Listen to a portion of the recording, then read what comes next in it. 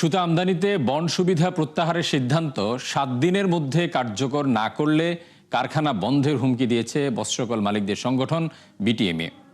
সংবাদ সম্মেলনে সংগঠনের সভাপতি জানান, কারখানা বন্ধ হয়ে গেলে ঋণের টাকা পরিশোধের সক্ষমতাও থাকবে না, যা বিপদে ফেলতে পারে পুরো তৈরি পোশাক শিল্পকে। রাকিব হোসেনের রিপোর্ট। সুতা আমদানিতে বন্ড সুবিধা প্রত্যাহারে সম্প্রতি বাণিজ্য মন্ত্রণালয়ের এক সিদ্ধান্ত ঘিরে মুখোমুখি অবস্থানে পোশাক শিল্পের একাধিক সংগঠন।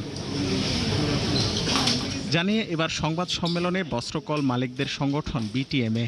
বাণিজ্য মন্ত্রণালয়ের এই সিদ্ধান্ত কার্যকরে 7 দিনের আলটিমেটাম দিয়ে সংগঠনটির সভাপতি জানান, পরিস্থিতির উন্নতি না হলে সুতা ও বস্ত্রকলগুলো বন্ধ হবে।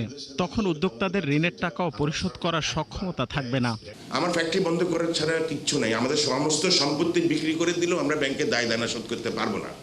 1 তারিখ থেকে আমরা সকল ফ্যাক্টরি বন্ধ করে দিব, আর আমাদের ব্যাংকের টাকা ফেরত দেওয়ার কোনো সিস্টেমই নাই, কোনো উপায়ও নাই। আমরা যে পুঁজি দিয়ে ব্যবসা করি, আমাদের পুঁজির পরিমাণ অর্ধেকে নেমে গেছে। উনি যখন 5% ইনসেন্টিভ পাইতো দোষীর সাথে ইউজ করলে, এটা তখনের ক্ষেত্রে প্রযোজ্য। এটা কমে হয়ে গেছে 1.4%। তার মানে উনি এখন কস্টিং এর সময় 1.4% ইনসেন্টিভ ধরে হিসাব করে না। উনি দেখে আমারটা 2.90 বা হোয়াটএভার, ইন্ডিয়ারটা 2.85। এখন উনি 2 সেন্ট কম হইলেও ইন্ডিয়া থেকে সুতা নেবেন, ইন্ডিয়া না পার্শ্ববর্তী দেশ থেকে। এ সময় সরকারের তীব্র সমালোচনা করে উদ্যোক্তারা বলেন, স্থানীয় মূল্য সংযোজনে গুরুত্ব দেওয়া হচ্ছে না। এলডিসির অজুহাতে সব ধরনের সুযোগ সুবিধা তুলে নেওয়া হলেও সক্ষমতা নিশ্চিত করা হচ্ছে না। সবকিছু যদি বন্ধে আসে তাহলে আপনি করতেছেন না, এই যে $42 বিলিয়ন মধ্যে $30 বিলিয়ন তো বাইরে থেকে আসতেছে, আমার দেশ কিভাবে উপকৃত হইতেছে? ওনার অস্তিত্ব থাকবে না আমি না থাকলে, ওনার আবার আমার অস্তিত্ব যদি না থাকে উনি কিন্তু থাকবেন না।